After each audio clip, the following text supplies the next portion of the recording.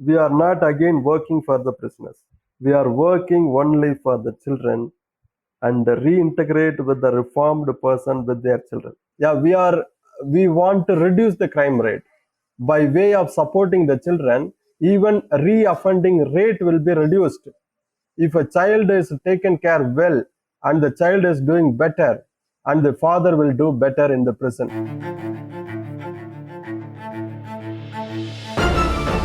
Stick Your Neck Out, the weekly podcast of the Giraffe Heroes Foundation.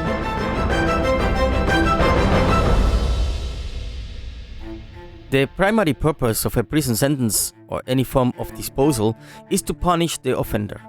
However, a prison sentence can also have punitive consequences for families outside prison. Prisoners' families, particularly their children, are often termed the innocent victims of crime and punishment. It is difficult to predict how a child will fare when a parent is intermittently or continuously incarcerated, and research findings on these children's risk factors are mixed. When parents are incarcerated, their children are punished too. This is the podcast to restore your faith in humanity. Welcome to Stick Your Neck Out. My name is Jean-Pierre Aguiar Durañona. Today I'm talking to Kantari alumni K.R. Raja. He is the founder of Global Network for Equality, an organization that advocates for the rights of long-term prisoners on the one hand, but also cares for the children and relatives of the inmates. Welcome, Raja. Thank you, Amifar, for this great introduction. Thank you. Thanks a lot, Raja. Children whose parents are involved in the criminal justice system in particular face a host of challenges and difficulties. They witness a wide range of problems. Can we talk about the specific effects of incarceration on a family, the stigma of a crime you didn't commit? So, the children of prisoners are most neglected, and they are invisible victims of crime. In our viewpoint, we see them as invisible victims, and also they are the secondary victims of crime. Basically, the children are not recorded in India or any other country. Nowhere we can find statistics of how many children have their parents in prison, because there is no record maintained in the government or in other judicial agency. Nowhere they have maintained like this data. If we want to know about a child who has a father or mother in the prison, we have to go to prison and meet the incarcerated father to inquire about whether do you have children and where are they when you are arrested. Can you give me their details, something, address or something? Then I can able to reach out them and help them. This is the scenario.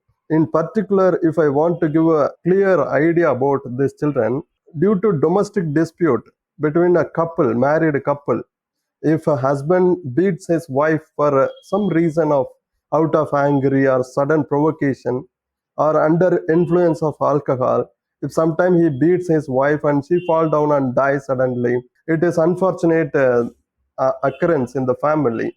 But in most cases, the children are eyewitness of such crime. The children do not know what is happening between father and mother. Suddenly, father hits the mother and mother fell down, and then suddenly something new things, a chaotic situation happened. The children saw everything and they become traumatized, and suddenly the mother taken away to cremation and the father taken away by the police. The children are most traumatized condition, and they are separated from the parents suddenly. And in some cases the children are relocated from the place where they lived with their parents. Suddenly they have to shift to their grandparents or someone else, their near relatives, to take care of the children.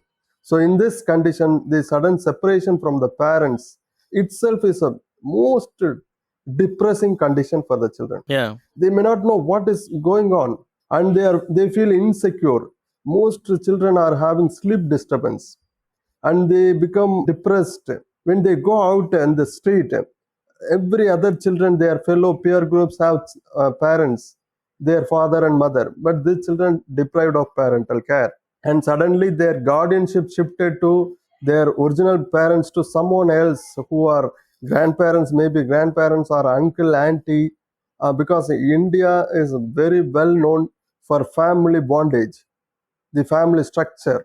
But suddenly, all of a sudden, everything is broken, and these children are facing numerous problems, and they may tend to drop out from school or shifting from one school to another school. Maybe they may not have a chance to go to school at all because the grandparents or other relatives may not feel to give all the support because they have their own regular routine responsibility for their families, for their living. Suddenly, these children are additional burden for them.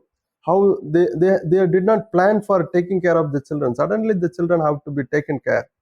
So financially, they have to plan, and all other psychological aspect also have to be look into it, and nobody is there to facilitate. But the prisoner, the person who commit the crime or are charged on crime, he has given a food and shelter, even though it is a prison or a shell, it's behind the bar, but he has something to stay.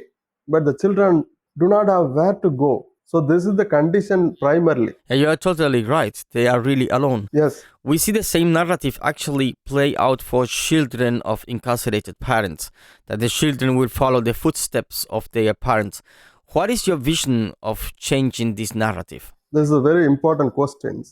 Even many of my friends and people around me used to ask me this question. I have a strong reply for them that education can only change the life of the person. Education can empower anyone. So what we do from our organization, Global Network for Equality, we do provide educational support for children. Particularly if a child has no good environment for their studies, then we will get the consent of the guardian, whoever is the guardian, maybe grandparents or uncle or someone else. Maybe they are legally, they are the guardian, next guardian for after the parents.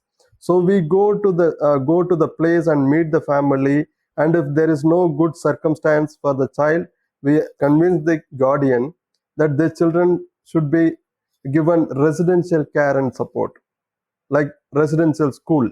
So we will identify the best school, residential school.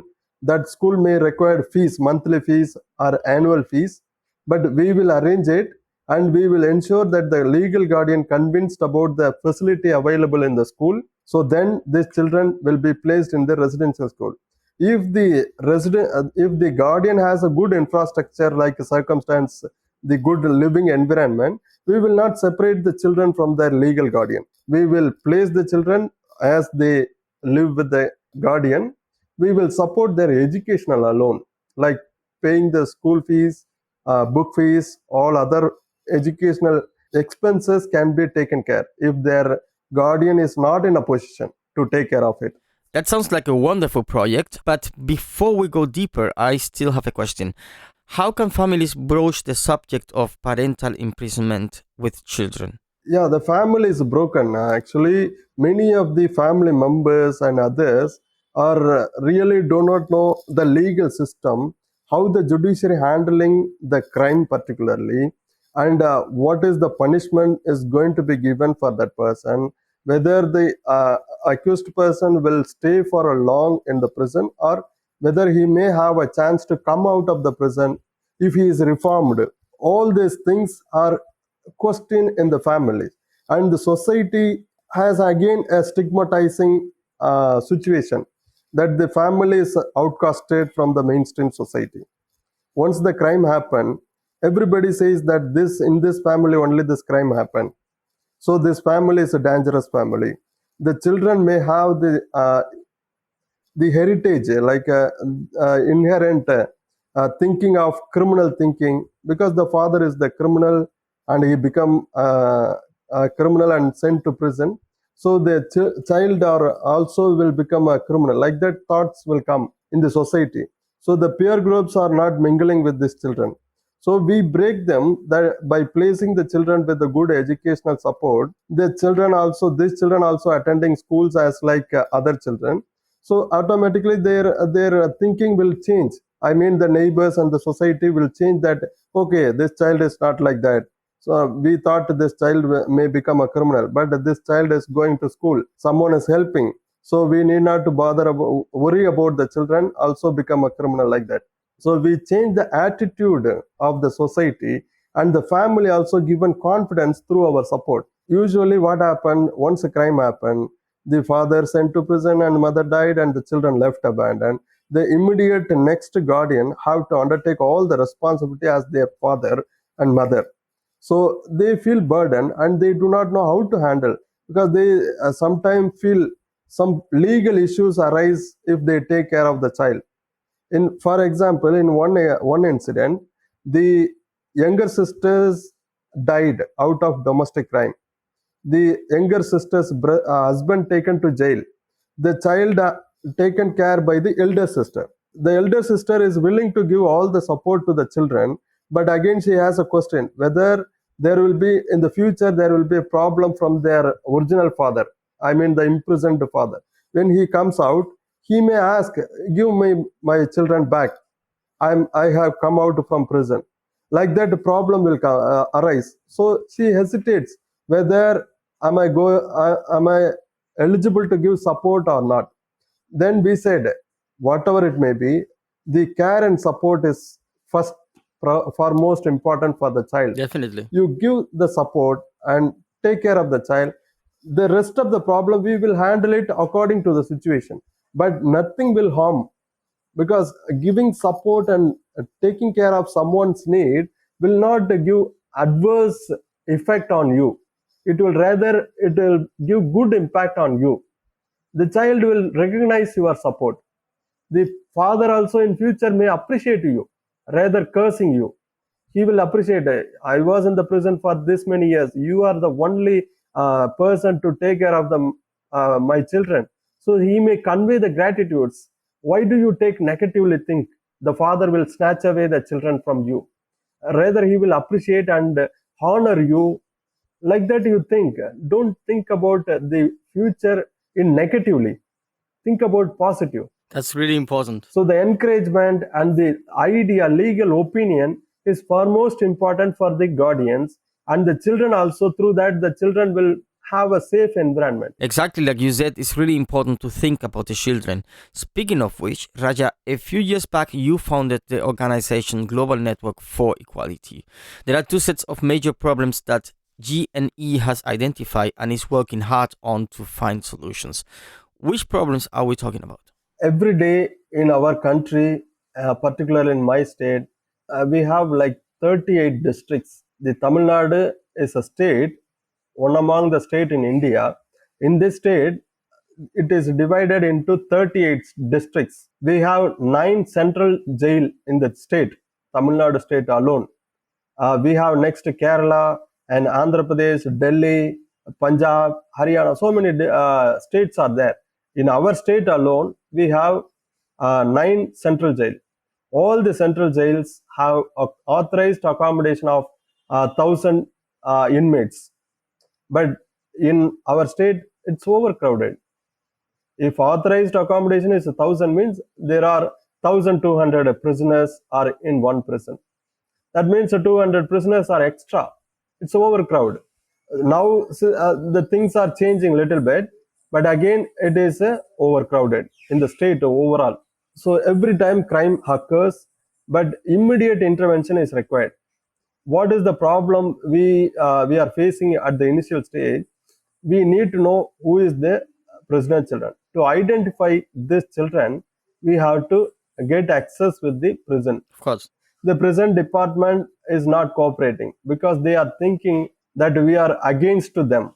Rather, they supposed to welcome us to come and intervene for the children and their prisoner reforms and their support system. All this they must welcome, but rather what they do, they feel that we are coming and working against them. We are against the government. Not at all.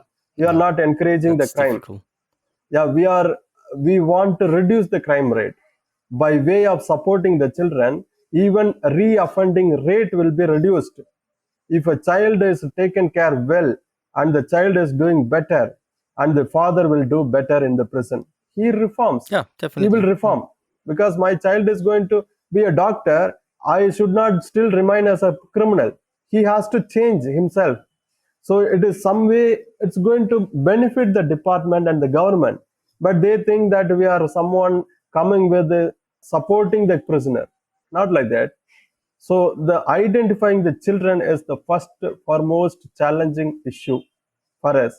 For that, the government and the prison department should open the doors to meet and interact with the prisoners and to collect some details about the children. If at all we do any wrong to the children, they may question us. But for doing good things, they are even not encouraging or supporting.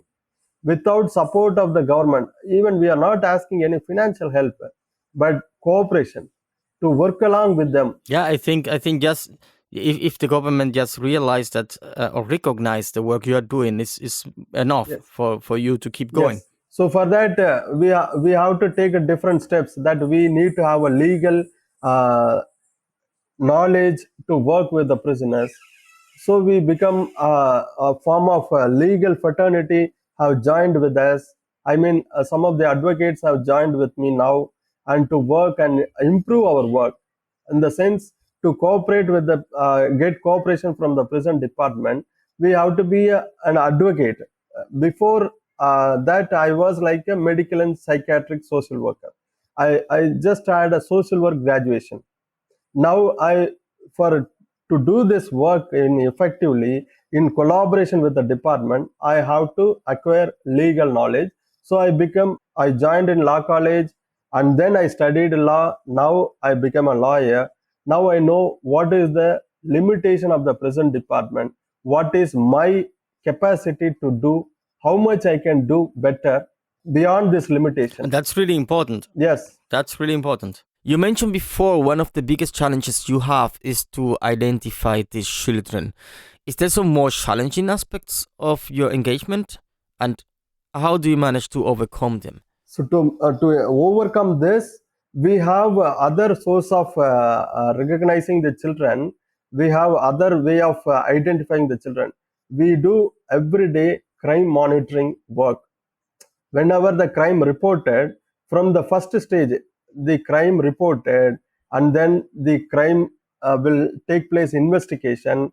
After the investigation, the court will conduct the trial, and then punishment given, and then the accused sent to prison. In the meantime, the accused will be kept in the judicial custody. This is the process of a crime case. But what we do, when the crime occurred, it will be reported in all the news media, like in the daily printed media and other social media, the television media. All these medias are reporting this crime, that this happened in this place in this time. This will be reported. From that stage itself, we take a note of that crime, and then from there we try to identify the children and reach out the place. When we reach out, the society will think that we have some hidden agenda to reaching out the children. They are not trusting initially that we are coming for supporting the children. They think, yeah, it's also understandable. No? Yes, these people coming with some, they may be child traffickers. They think that we are child traffickers, or we are going to take away the children from that location to somewhere else. Like that, the society did not trust us initial stage. But now we have a track record. What have been done for the past 6 years? We started from 2000. Officially, we started from 2012. But actually, we have field level work have been initiated from 2014, because that last 2 years was groundwork. The foundation we have done from 2012 to 14, but actual work started from 2014. So now it has been 6 years. We have reached many more children, and many children got educated, and some children now got employment. They are working. In fact, one of the prisoner's son, whom we supported, now he become a jail warder, where his father was a convict prisoner for some few years ago. Now that in the same prison, the son of the convict prisoner, now he is working as a jail warder. So this is the impact, and through our work have been achieved. So now what happened? Now we have a track record. Now we have no challenge at all in the sense in reaching out the children. After reaching out the children, we have to mobilize support for them, mobilizing financial support or educational support. For that, we need to have a collaboration with many educational institutions. The educational institution also sometimes hesitate to admit the children because they are thinking that the children have some deviant behavior. It will affect the other peer groups. So they are not willing to admit the children. But again, we ensure that the child do not have any problem in with regards to their brought up. You can mold them as you want. They are fresh. They are not a criminal. They are just children, you know? Yes. That's exactly the point. You can't convict a child. Exactly this reminds me of Frederick Douglass, who said once, "It is easier to build strong children than to repair broken men." Will you please explain what your thoughts are about this? It is exactly the same motto inspired us to do this work. No one born as a criminal.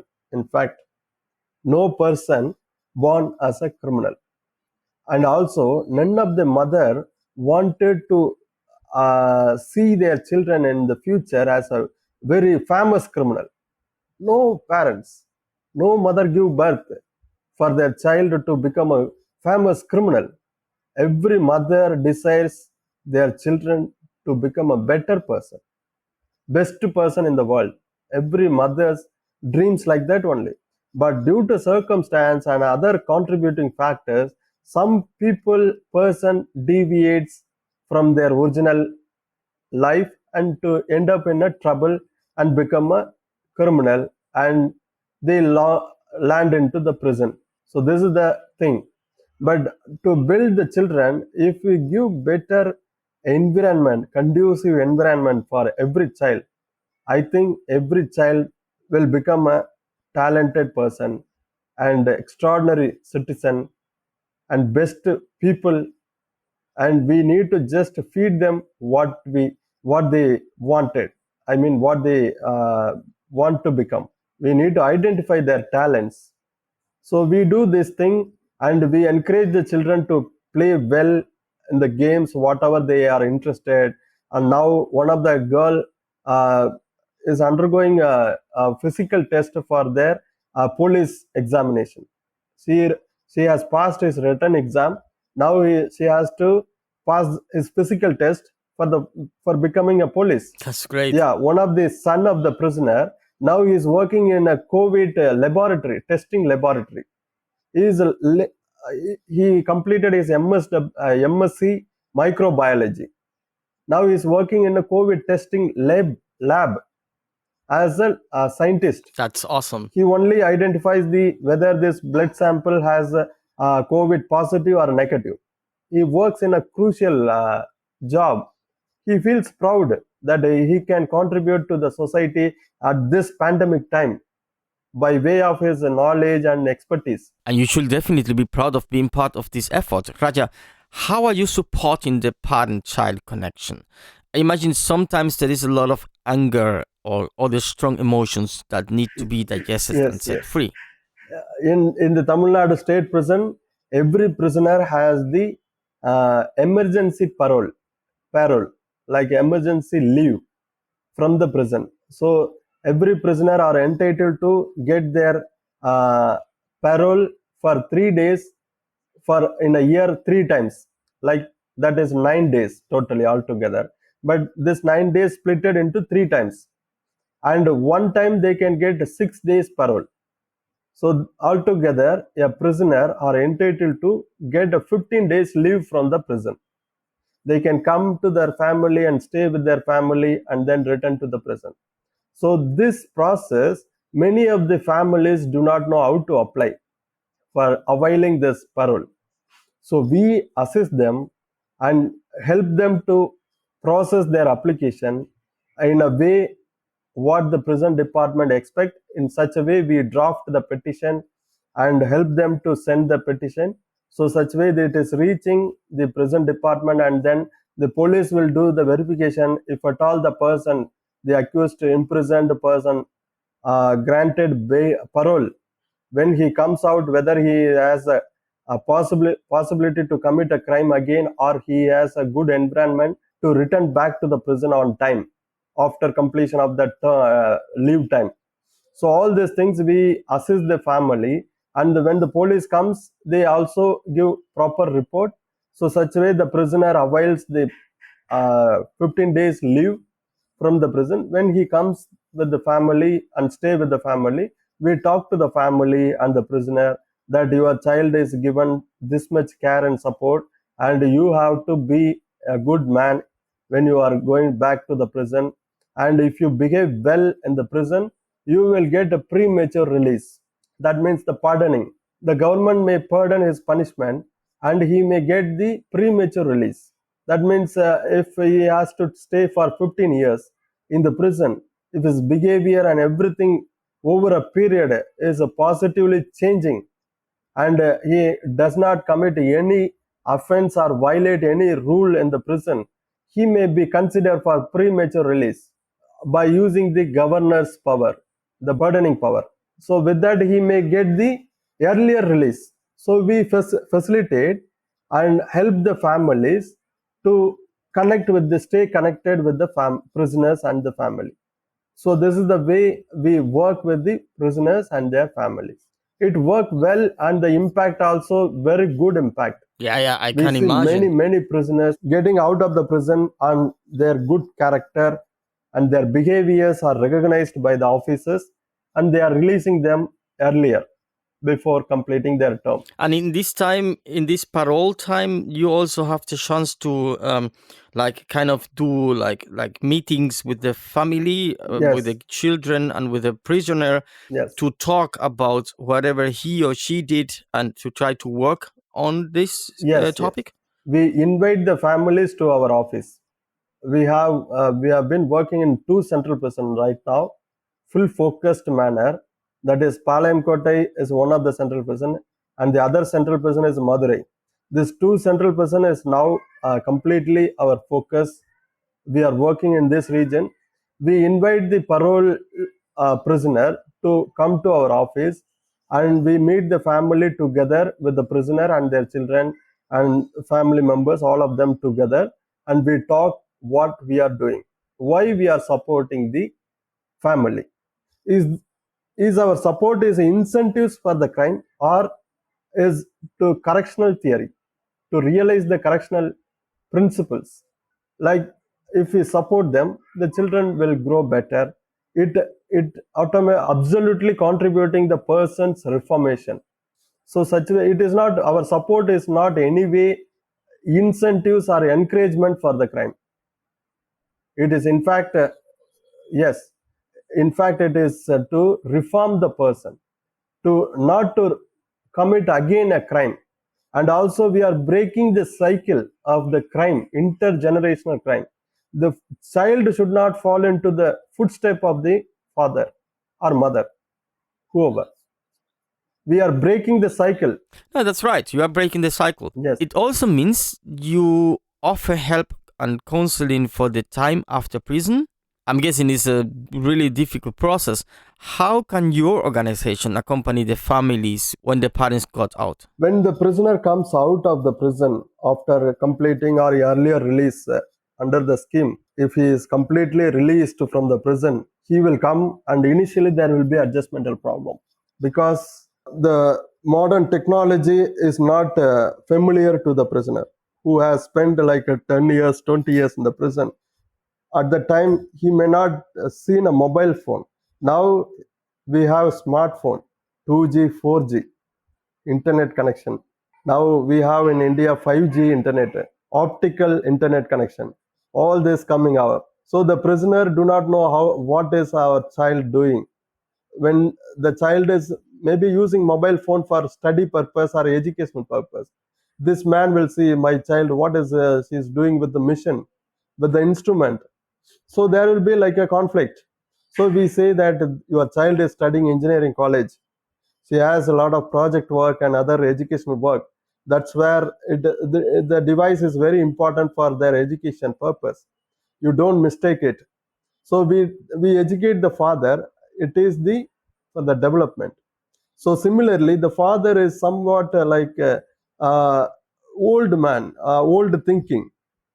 So we say the children that your father need to be educated slowly, not all of a sudden he cannot adjust, because he was in a systemic life. In the prison, it is a early morning, 6 o'clock they serve breakfast. But in outside family, they are eating, they have a breakfast at 8:30, sometime around 9 o'clock. So it's all some differences. And the The financial, dynamic is totally different. yes, and the lockup time also in the evening, they lock up the prisoner at 6 o'clock. He has to go to sleep. In morning 5 o'clock they will lock out. So all of things are different in the prison and the outside. So we connect. The other major issue was when a person got out of the prison, he has to get employment.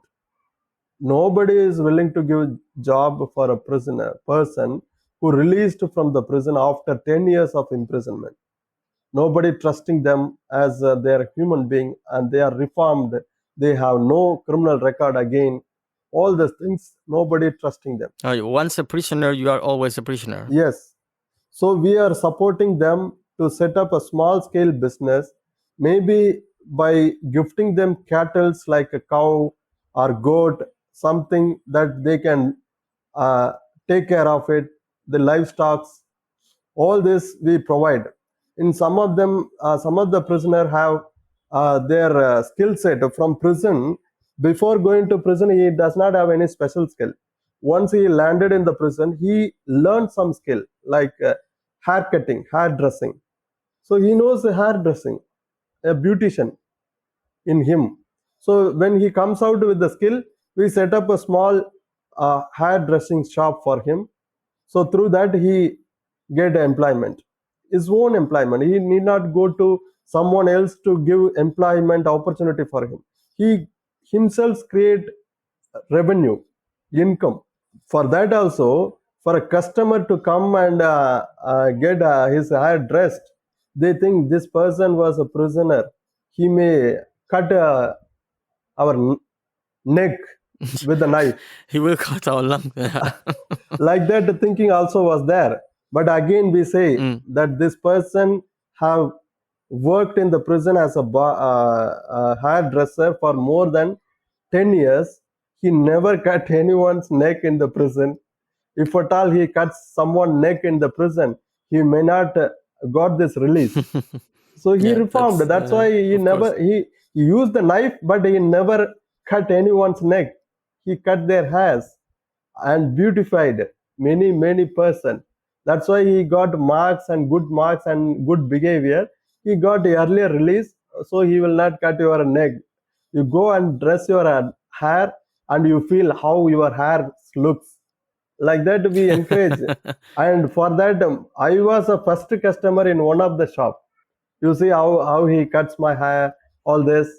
I'm not fearful to sit with him and talk to him. Like that we also again after release, there are many issues to readjust with the society and reintegrate with the society, mainstream society. It's all taboo and stigma. Yeah, the keywords here are taboo and stigma, and you are fighting against them. To the astonishment of many, you advocate for two marginalized groups who usually are not very well accepted in the Indian society. You focus your work on children of long-term inmates and the inmates themselves.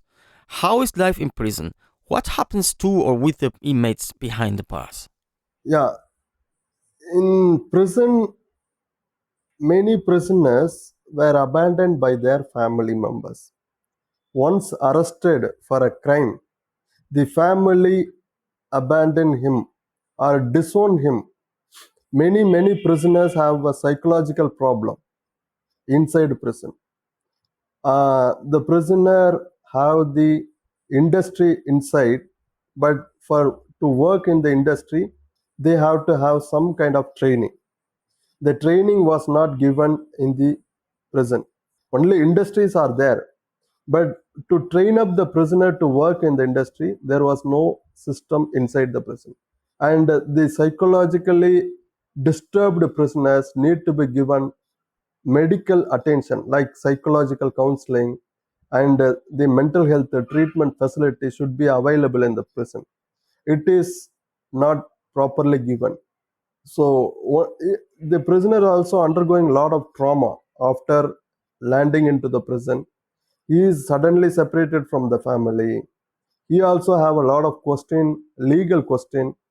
What is my offense? What I have committed? Because in many prisoners, I know some of them are fabricated cases. They are not real accused. Sometimes Oh, they are not real accused. They are co-accused. Their contribution to the crime may be like 3%, but they are also equally treated as accused number one, who has contributed 100%. If I am the accused number one, I am the prime accused. I have friends like 10 people whom I communicated before committing the crime. That person also put in this case, because you know very well he has communicated before occurrence of the crime. So you are also party to it. Like that, many other people also charged in this case. Those prisoners have tendency to commit suicide. yes, of course. I mean, Inside prison, the suicide rate was high. Once in way back in 2012, before that, every month at least 2 suicide attempt, because of psychological attention was not given properly, and the prisoner are not engaged properly inside the prison. When a person sitting idly inside the prison, his mind automatically think negatively. If I am engaged with some work activities, I may not think negatively. I am busy with my activities. So the prison department should think about something like training the prisoners for a better psychological thinking. it's interesting you mentioned the topic of inmate training because, according to the law, all inmates receive a salary for their work, but you discovered something else. Yes, it is one of the famous case that I filed. It is celebrated judgment from our court. The prisoners were working in the prison industry. They were paid 100 rupees for their work. Means the prison department takes away from the source, the income source itself, they will take away 50 rupees for their maintenance. Like they are staying inside the prison, eating the prison food and everything. So the salary, the wage they pay 100 rupees, they take 50 rupees for their maintenance, and remaining 50 rupees are left. In the remaining 50 rupees, they take 20 rupees for the victims compensation fund. That means whoever affected by the crime, they will be given compensation with the 20%, that 20 rupees. And only 30 rupees were given to the prisoner as a wage. But he is worked for 100 rupees, but receiving only 30 rupees as wage. The 70 rupees taken away without giving to him, without his consent. That's also a crime. Yeah, they will not ask any consent that I am taking 50 rupees for your maintenance and 20 rupees for the victim. They will not take consent. They take away without any consent because they have framed their rule in such a way. I challenged this rule that it is unconstitutional. Minimum Wages Act. A person should be given minimum this much of wage. In our country, we have a central act, Minimum Wages Act. That act says none of the employees' wage deducted more than 50%. You can take away the 50% for medical insurance or provident fund or pension scheme or any emergency.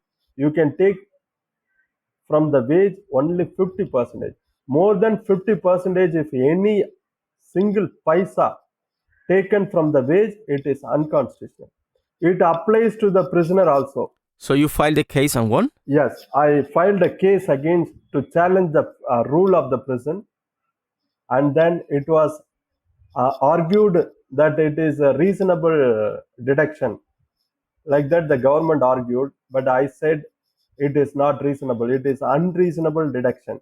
How come you take 50% as maintenance? If you take 50%, you have to give what the consumer wants. He may want a good quality food. Would you provide? Mm-hmm. You provide That's a question. that what is mentioned food, allocated food, you are providing only that. For that you are taking 50 rupees, means it is a pay and stay. If someone is not able to work inside the prison, is not capable of working, then how do you manage? Where do you get maintenance charge from such prisoner? Exactly. Yeah. You will not get a maintenance charge. Only those who work, you are taking 50%. It is biased. It is not reasonable deduction. Then the court termed that it is unconstitutional deduction.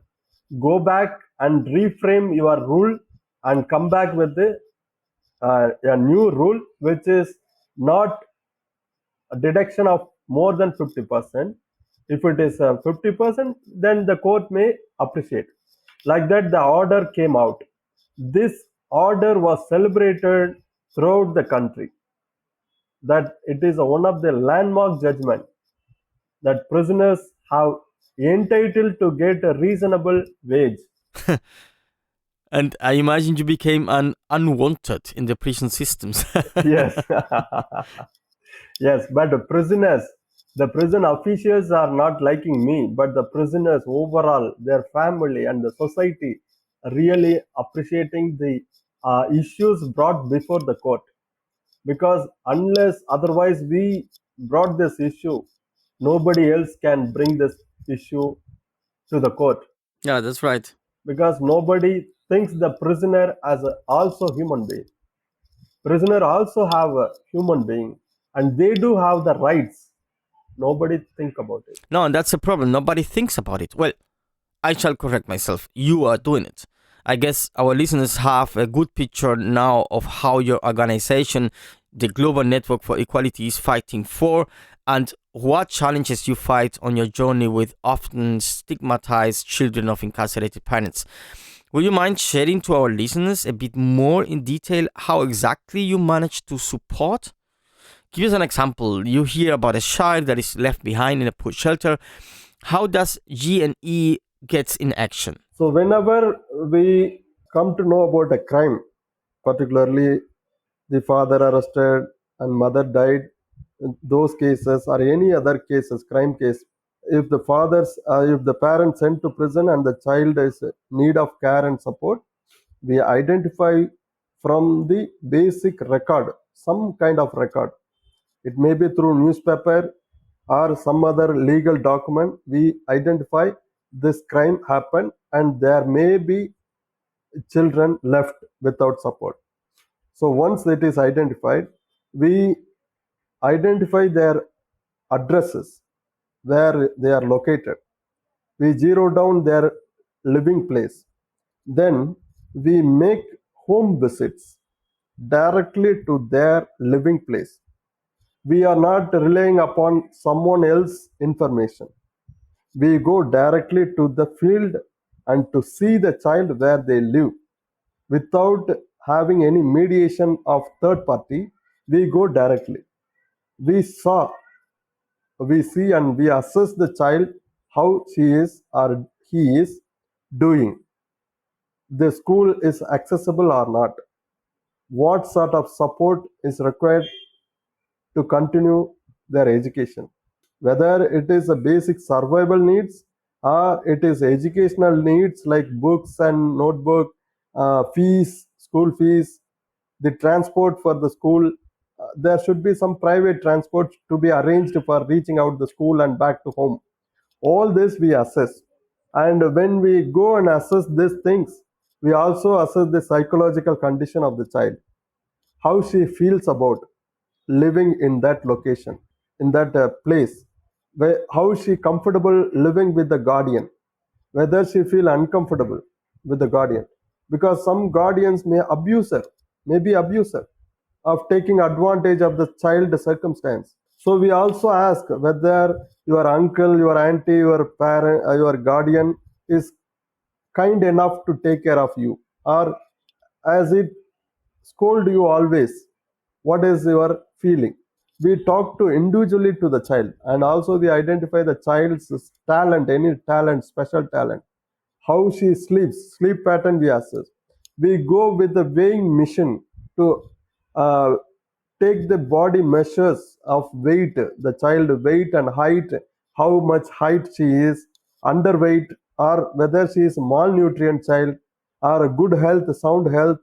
All these basic minute things we assess. In some children, in some places, they do not have toilet facility. Toilet facilities are not there. If that is the case, the child may go outside, open defecation, then she may be subjected to abuse of someone else. Hmm. She may subjected to child abuse, child trafficking. So many things may happen. So we identify the basic living condition. According to that, we decide what sort of support will ensure the safety and security of the child. So we record everything, the family histories and everything collected. What are the other kind of support she may be able to receive? How many other relatives are willing to support the child? Are they only one guardian, or too many other guardians are looking after the child? What is their reality?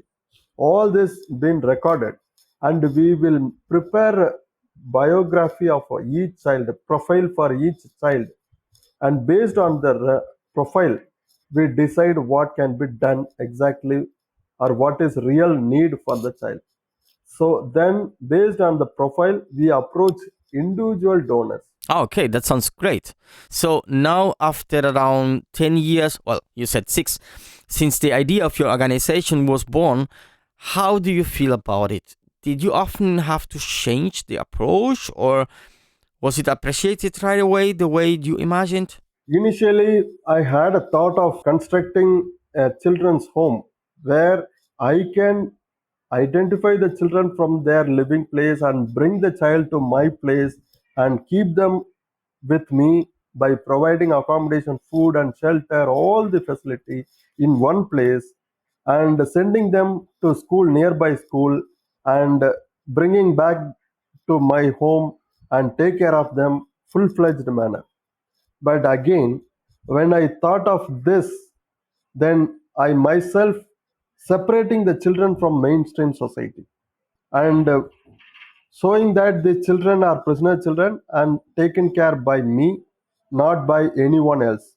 I should not separate the child unless otherwise there is a dire need.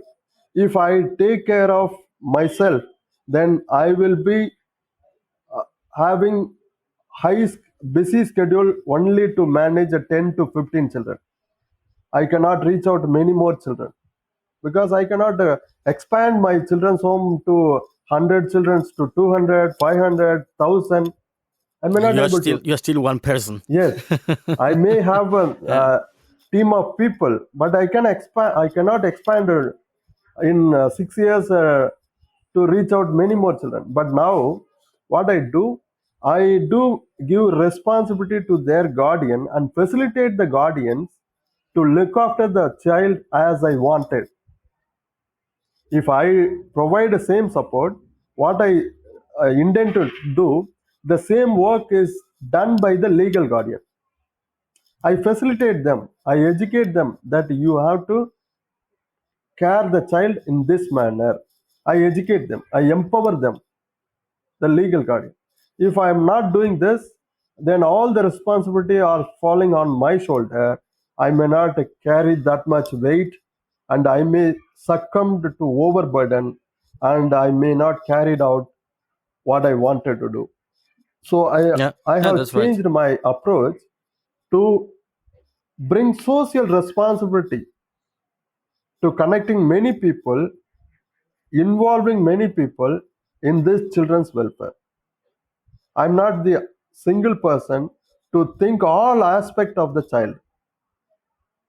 I may be the facilitator. The legal guardian is to provide safety and security. I have arranged a financial support in order to Which ensure is really important. yes, the financial support, and I do monitoring work whether the finance support is going in a proper way, it's spent in a proper way.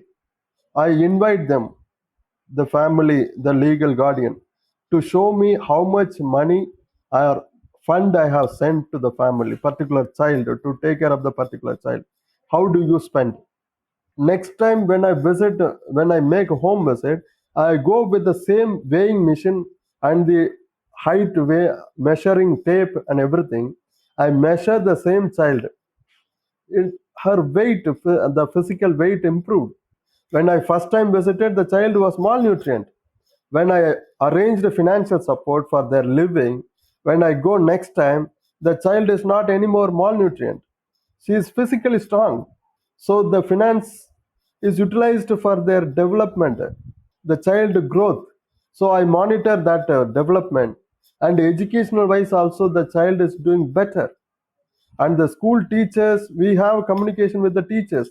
Whenever the parents teachers meeting conducted, our team members go and attend the meeting on behalf of the child. So we do hear from the teachers how the child is doing better or not, whether there should be additional support is required.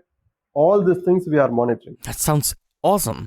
You know, listening to you, I've been wondering, asking myself about the motivations you had.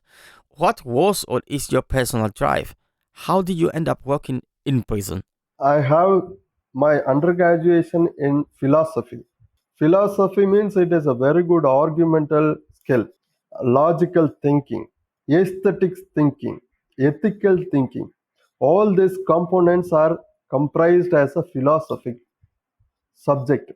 So I have some ethics, ethical studies, and I have aesthetics thinking. I can see beauty in ugly also. People will say this is ugly, but I see some beauty in the ugly things. So that is called aesthetics thinking. And I have logical thinking. What is happening? Why it is happening? All those things. So after studying all this, I want to apply this philosophical ideas into in human life, everyday human life.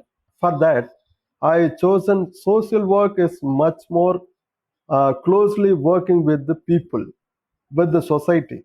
So for that reason, I have chosen my master's in social work. So then, once I enter into this course, I have come to know that there are many branches: human resource management, community development, and medical and psychiatric social work. These are the branches inside in the social work. So I chose psychiatric social work, medical and psychiatric social work. It is more and more working with the psyche of a person, the psychological conditions of a person. So in that way, I got to study opportunity to study about mental health of a person. Because by looking at me, you may think that I am a very strong person, but I may have a depression, I may have a suicidal thinking, I may have a sexual deviant behavior. You may not see unless otherwise you closely observe and closely talk to me. So the mental health studies have opened up different windows for me to see a person in a different perspective. So such way I have inspired to study about psychiatric social work as my specialization. Even when I gone in deeply to study about psychological mental health aspect of a person, I come to know the why a person kills another person. If one animal want to kill another animal, it may be for food or otherwise for safeguarding or protecting from attack. But a human being only kills other person for jealous, for money, for sexual needs. For power. Mhm. The dog will not, one dog will not kill another dog for sexual need. But person raping another woman, animal will not rape. It is not called a rape. It's sexual satisfaction completed, it's go away. But person only murder. And under alcohol, none of the animals will not drink alcohol. Human drinks consume alcohol. Under the Yeah, influence of yeah. alcohol, he kills someone else. What is this? So I want to know about the psychological deviation. So with this curiosity, I have visited a prison and talked to the prisoners, where only I come to know that the prisoner has some set of problem, but more than that problem, the children facing numerous problem, which is not at all told. If you go to prison, if you talk to 100 prisoners, you will identify some 10 common issues. But the same person goes to meet the children list 100 problems. Each child has a different problems. But the prisoners have some 10 problems, but it is all same problem, common problem. But the children, unique problem. So with this uh, experience, I want to support the children, not the prisoners. In the way of support provided to the children, the prisoners also get benefited indirectly. The direct It's a beneficiary is, win-win. yes, the direct beneficiary is children, but indirect beneficiaries are prisoners and the prison department and the government and the society as a whole. Yeah, this is a really holistic view, point of view. I mean, it's like looking in, like everyone gets something, gets a win, and that's really cool. I remember reading a paper you wrote with a colleague of yours. You described in detail in this paper how reintegration becomes a huge challenge due to various factors. In the same paper, you said that the family can only experience emotional healing if the children can resume a relationship with their father. What is this about? The father and child relationship can is rebuilt after 10 years of gap. That time the child have certain expectation towards their father. If my father comes out from the prison, he may do like this, like this. Uh, the child has, the son or daughter has some expectation.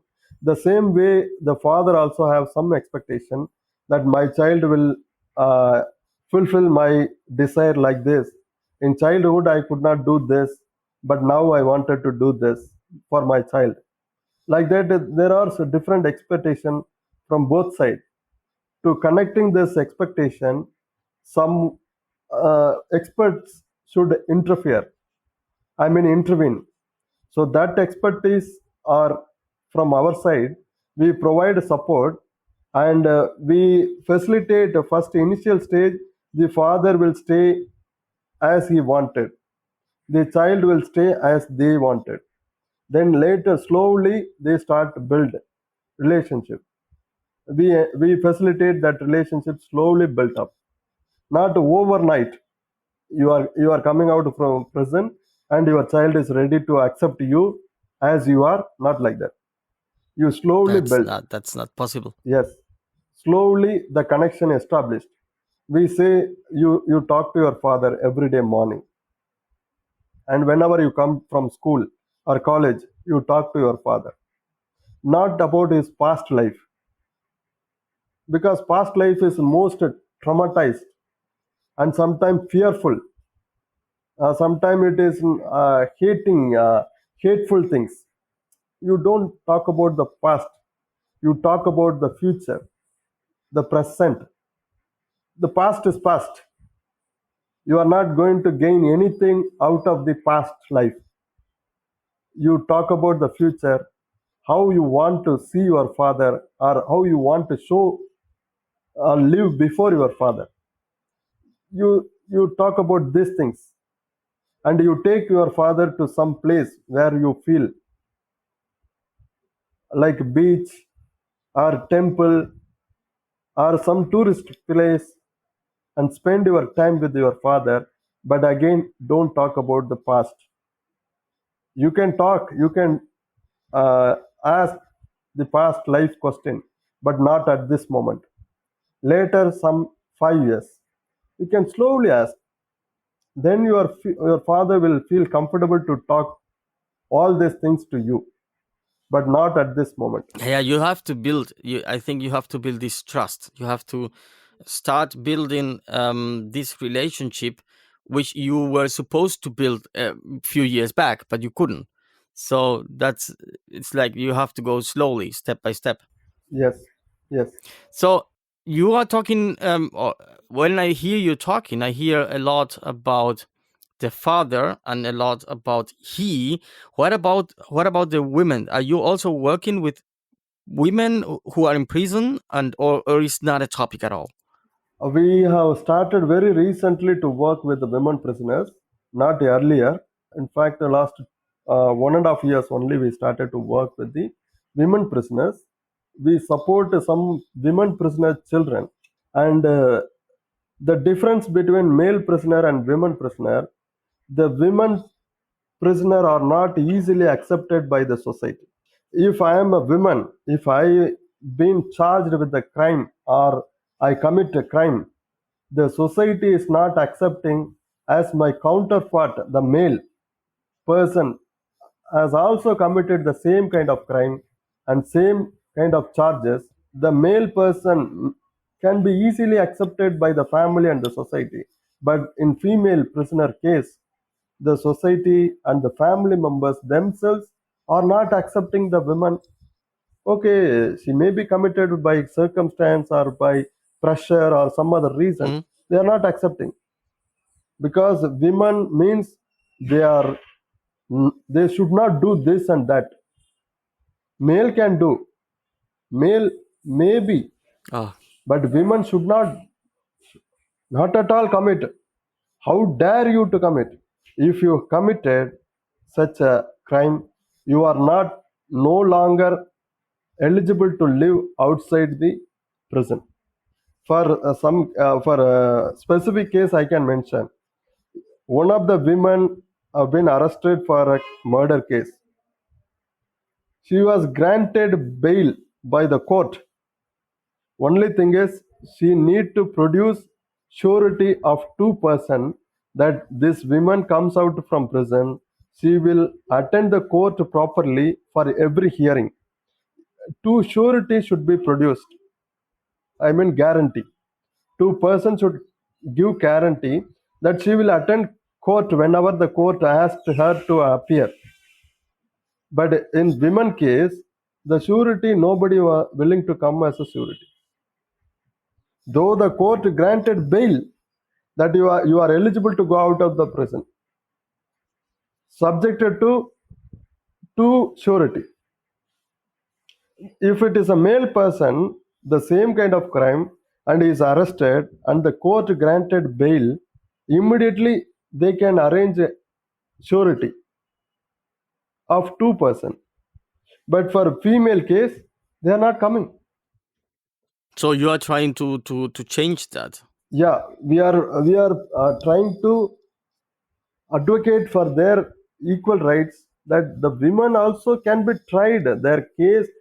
See, remand, keeping the person as a suspect is not a criminal. The court has to decide. The deciding fact time will take a lot of time. So You why are should a innocent woman? until proven the contrary. Yes. So until then, she may be eligible to come out of the prison, but nobody is willing to give surety, and they decide themselves. If a woman arrested means she is a criminal. Even the court may acquit after 2-3 years. She is not a criminal. She is not proven guilt. She may be released, but once arrested itself, the society and the relatives believes that she is a criminal. She should not come out. So I imagine for the kids of these women is more difficult to be in the society. Yes, and once she released, also many the family broken. The husband may be file a divorce petition because he is charged of a crime and I don't want to live with her. He may file a divorce petition and then she may get a divorce and he will get married with another woman. This women have to live as a single. So that time the other people, other male person wanted to use her. Hey, she is a criminal already. Why I can attempt with her? Some kind of abuse. Oh, yeah. I think you should. I mean, from what you're telling is like the society, in this case the Indian society, needs in this particular topic like a work more deep in the roots, Yes, not only like yes, trying to help but also trying to change the way the people think. How can you do that? Are you doing that at all? yes. We are slowly starting up to concentrate on women prisoners issues. Women prisoners are not availing their parole, 15 days parole. If I am a woman arrested for a crime and my crime was proven by the court and given punishment, conviction, that I am sentenced to life imprisonment and I am eligible for a 15 days parole as my male prisoner getting. For that also, there is no family members willing to apply for parole for a women prisoner. I filed Right to Information Act. I filed a petition to all the women prison. How many women have availed this 15 days parole? They say zero. The same question That's sent to amazing. male It's prisoner, incredible. male prison, they say 1,000 prisoners are allowed on parole this year. This year we have allowed 600 prisoners. Like that, there is numbers. But when it comes to women prison, it is zero. We asked what is the hindrance hindrance point that the women are not allowed for parole. They say no application comes from the family. Yes, of course. If the family thinks that you committed a crime and you are not worthy anymore, nobody's going to do it. At least you are advocating for it. Yes, but again, I want to stress my important point here. We are not again working for the prisoners. We are working only for the children and reintegrate with the reformed person with their children. Many people think that when we talk about all this issue, we are working for the prisoner. Not. We we are primarily working with the children, additionally working with the prisoners, and additionally working with the prison reforms, the systemic reformation to reduce the Yeah, crime of rate. course. If you want to guarantee that the children are safe, the parents should be safe. Yes, yes. You find so much passion working with children of incarcerated parents. What is it that comes to your mind first when thinking of these children? Initially, I had a thought of I want to become a great IAS officer in the country, and I want to be a very efficient police officer. I want to be a very best judge in the Indian court, but I want to be a great dancer, great actor, all of the things I wanted to become, but I cannot be all this field, I cannot be expert. But now I can. How? By creating these children and giving opportunity for the children. I can sure maybe after 10 years, I can have 5 efficient police officer among the children. I can see now 3 of our students are studying, aspiring for law, to study law. They want to become a judge. I have been encouraging them, and you have to think like this. If you want to become a judge, you have to study like this. You don't be biased, prejudice, stereotype. Don't think by first instance, you don't think someone as a accused. He may be charged false. So for that, you first think about your father. He is a criminal by court, but by virtue, he is a victim of the circumstance. Mm-hmm. Yeah. No, your father is not a born criminal. By circumstance, by pressure, by emotional imbalance, he might have committed. But what is now is reformed. You accept him as your father. In this birth, he is the only person your father. You cannot have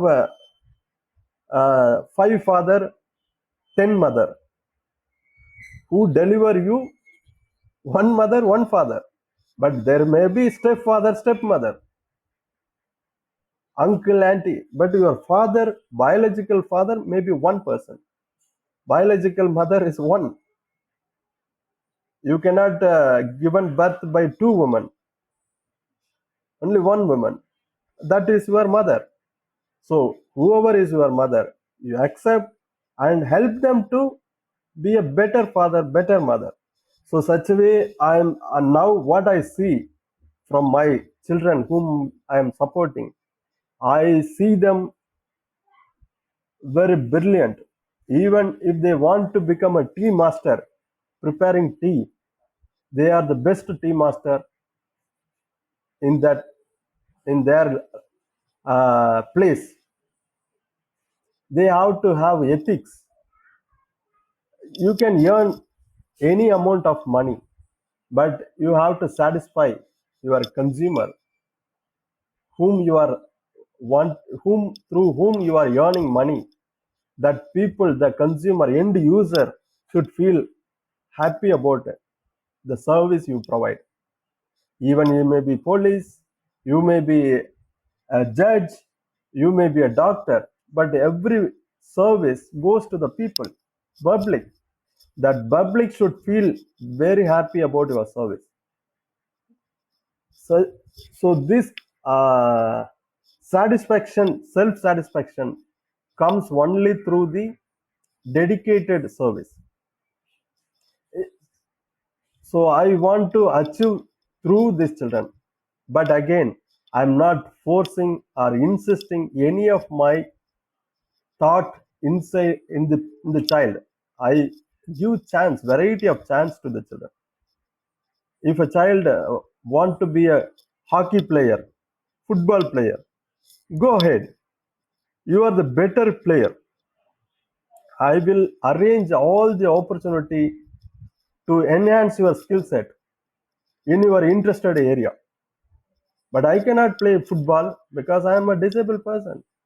But I can see my child playing. Mhm. So this is the dream. One, if I remember, if I think about my children, whom I am supporting, I feel now I am 35 years old. I have supported boy and girl. Now they are 27 years. They have completed their undergraduation and post graduation. Now they are working. They are saying that I am their father figure. I'm just like some 5 years elder than that boy. They say you are my father figure. If I say who is your father, I will say you. That's awesome. You are my well wisher. I'm just Mhm. 5 years older than them. And how about the community out there? Is there something you want to tell them? For the crowd and the people who are listening to this broadcast, I want to say one thing, that any crime happen in your locality, rather showing sympathy, you show empathy towards the children. Empathy in the sense, give comfortness, the uh, psychological comfortness for the child, that it has happened. Don't worry, we are all with you. We will help you to grow better and assist you. Like that, this approach will reduce the damage, the collateral damage.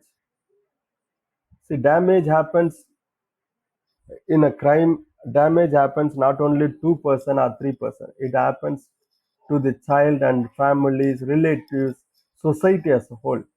So by giving this comfortness, we can reduce the damage, collateral damage, which may happen through a crime. So we cannot reach out everyone, but we can reach at least one. Thank you, Raja. What you are telling is really impressive, and I think the passion you have goes right to the heart, at least to my heart. Dear listeners, please follow the Global Network for Equality on Facebook or its homepage, volunteer and donate. I think any cent and action helps to guarantee a care and love-giving future to the ones left behind when parents are incarcerated. Thanks a lot. And this is for this week. Raja is the founder of Global Network for Equality. He has helped several hundred children of incarcerated parents. He aims to create an equal society free of stigmatization, where every child is given opportunities to grow. If you want to know more, pay a visit at gnequality.org. You'll find the stories of the Cantari alumni and the Giraffe heroes, the stories of people sticking their necks out, every Tuesday on Spotify, iTunes, our homepage, and every other place where you get your podcast. And of course, if you subscribe, you don't have to look out for us. We'll be coming to you. If there is a friend, a family member, an organization, or someone you know who is doing a great work in the community, someone sticking its neck out, just nominate them as a Giraffe hero or tell us about them. Come and visit us at giraffe-heroes.eu. My name is Giampiero Giarduragnona, and I hope you join us also on our social media. We are on Facebook, Instagram, Twitter, and YouTube, but more importantly, I hope you join us again next week.